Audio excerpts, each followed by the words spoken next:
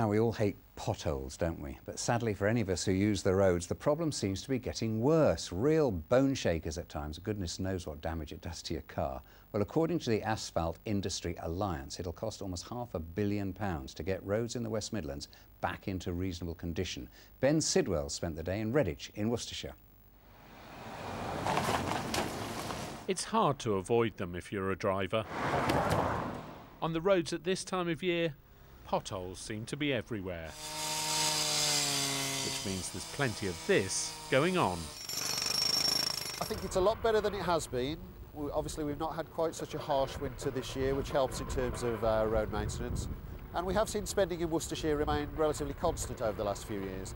That said, the battle is always ongoing, and so there can never be too much money, really, that goes into highways maintenance.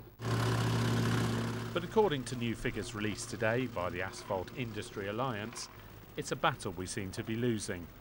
They say, as it stands, it'll take 9 years to clear the current backlog of potholes here in the West Midlands. It's basically so bad because we've experienced many years of underfunding, whereby the road surface in a number of places is actually 50 years, 60 years old, and should have been replaced many years ago. And unfortunately there hasn't been sufficient funding from the government to allow that to happen.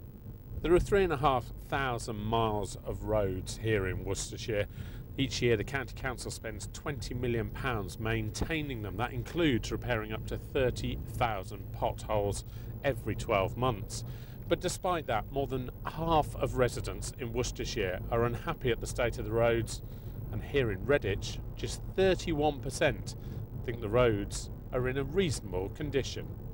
At this garage in Redditch, they see plenty of cars that have hit potholes, but say most drivers have no idea just how much damage they can cause.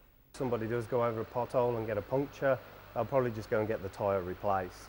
They won't specifically have it investigated for the other damage that may have occurred.